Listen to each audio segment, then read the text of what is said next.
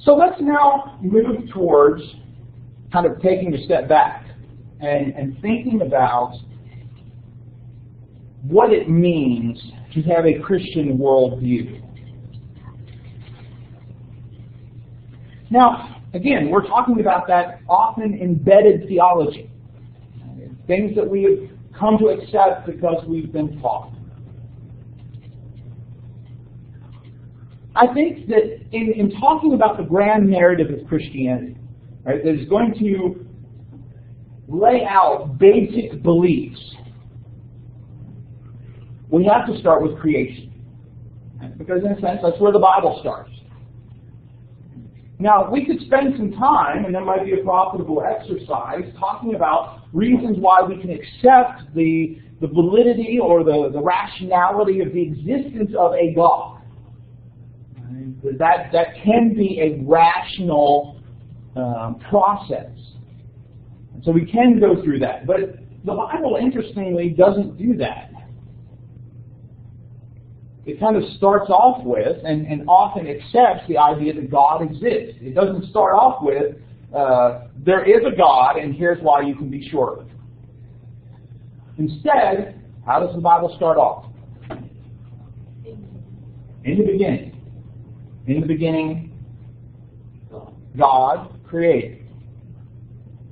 And so that's where, that narrative starts off. So in thinking about God as creator, thinking about those early chapters of Genesis, or other chapters that talk about creation, what are some concepts, some ideas that we can draw from, some basic beliefs that we can draw from both God as creator and what those early chapters of Genesis tell us about creation?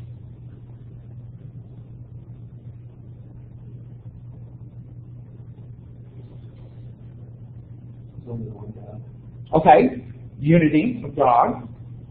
What are some other things we can learn from those creation chapters? All right, so there's qualities of God, his care, his compassion. What else?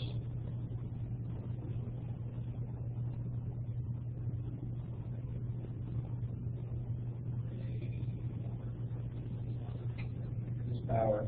All right, his power, and in speaking things into existence, being responsible for everything.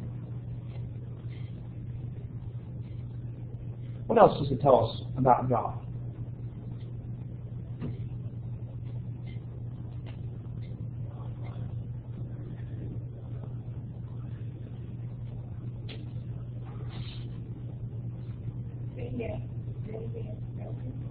That he has feelings, right? He's not an impersonal God. He's not a God that's separate from his creation in the sense of, I created it and you just let it go.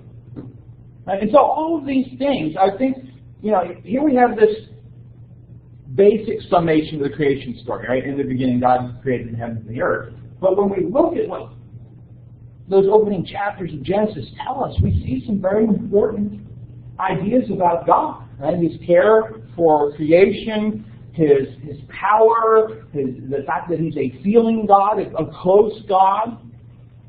Those are all important things to keep in mind. What do those early chapters tell us about, and then other things we can think about? I mean, there's other passages in the Psalms, for example, that talk about the nature of creation. What are some things that we can note about how God views what he's created, what we can tell from those chapters talking about creation? He thinks it's good. He thinks it's good. All right? Now, let's pause there for a second. Because what's another way to think about creation? This is a simplistic answer, but there may be a Christian with a bad day. Right? God thinks it's good, but what is another possible way to think about creation? It's good, we got that's bad. Right? I mean, God doesn't think of it as bad, but let's say that our creation story, right? We're part of a religion, and the creation story says creation is bad. Right? There was a group, early Christian group known as the Gnostics, and they looked at the physical world as being evil. So, if you look at the creation as being good, what does that tell us? What are some things we can draw from God saying it is good after creating a variety of things, versus if we had a creation story that says, right, creation is bad, or physical universe is bad?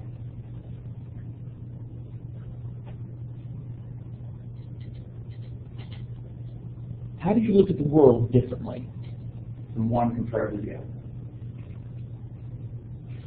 Positive.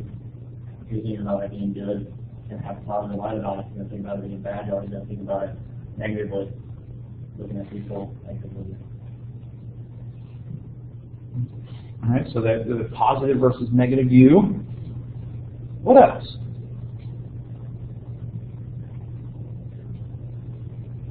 Might you think a few things?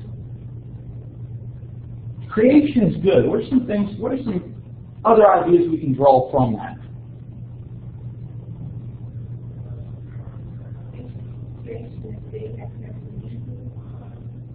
Okay, that might be a possibility. I mean, we're certainly bringing in some other concepts from the creation narrative about evil. What else?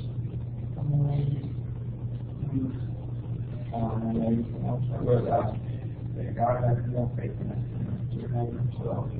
He placed Adam and Eve in the garden and then put some sake of a lot of condition of being able to. So, I mean, he had to have some sort of faith, and he listens to the Okay, all right. So that opposite optimism of human ability. But before we get to talking about humans, which we'll get talking about humans here in a minute, let's just talk about everything in creation besides human beings. Right, let's focus on that. What do you think about food if you look at creation being good versus creation being bad? There's always opportunities. You can, I guess, do life. You can eat whatever you want. There's all kinds of different fruits and vegetables, stuff that God thought up. All these different things. I mean, there's, I guess, a few man-made items that you can eat and stuff, but the fact that there's all these options that no one's starving because they don't like anything on the planet over there. Okay, so the variety of what's available, right? God doesn't just give us, like, food packets, right, that are tasteless but provide us with all the nutrients and energy we need. Right? He provides us with variety. We don't have to eat the same thing all the time. We can enjoy food instead of looking at food as a necessary evil. Well, I got to eat this to survive. Versus, I get to enjoy these tastes and these flavors. That God gave me senses to enjoy the creation around me. Versus, looking at, this is something that's going to draw away from spiritual release.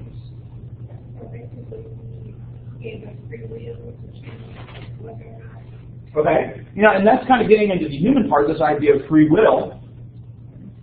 But that God gives us positive opportunities. Now, certainly we'll get into the temptation aspect and those kind of things, and so there's possibility of moving away from God. But when we look at creation as good, we should see this as something that is for the benefit of human beings, something that is positive, right? So just looking at food, for example. God calls creation good, as we've noted. Another thing that we should note as well is that creation is ordered. We don't live in chaos. We live in, human beings have kind of made it into chaos. But when God originally creates it, He creates an ordered world with everything in its place, right? The trees are going to bear seeds after their kind, right? So there's this order to creation, both in how creation works, and then also the pinnacle of human beings being at the top of creation. Creation is goal-oriented. It is not random.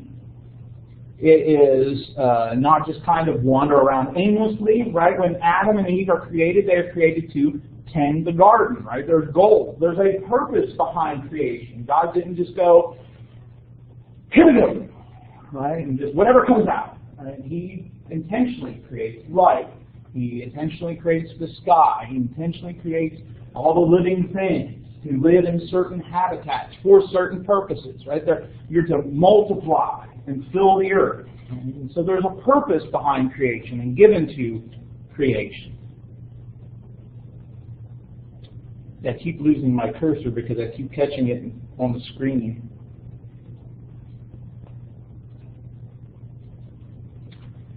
Let's go to humanity now. Right? So the created things, the birds of the air, the fish of the sea, etc., the trees, all this kind of thing.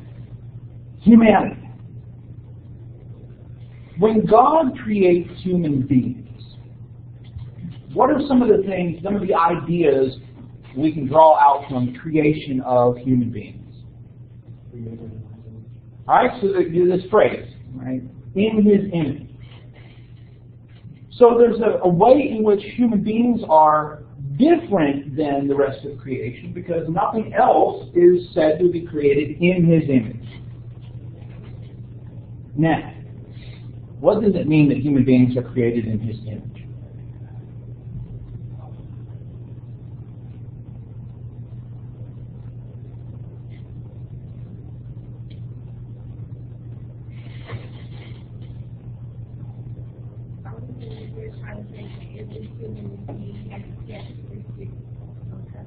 Okay.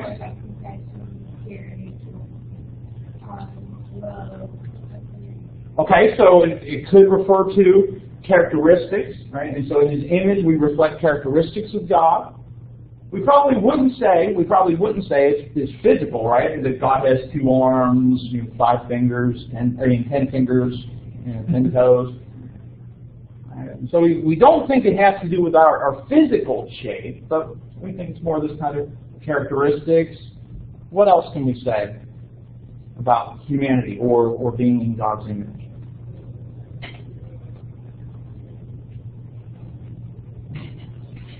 It just shows that He was the complete creator. Okay. There was no assistance with evolution. All right. There's something about that by human beings reflecting God's image, they are a special creation versus it happened so that it was, oh, hey, look, human beings are like what I am. Right? No, it's that intentional creation of human beings in His image. I think on at least some level, it could be, in His image as in like a reflection of Him, and that, the way He has dominion over heaven and what other people, He gave us dominion over earth. Okay, so He kind of passes along some responsibilities to human beings, right? That just as He is creator, we are to be creator. Just as He is carer, we are to be carer, both in our characteristics, but also then kind of the tending the earth, so to speak, being in control, representing the lordship. Other things you can think about. It doesn't have to necessarily be that in His image phrase, but other things that you can think about that the creation narrative tells us about human beings. All right, before we get to what happens to human beings.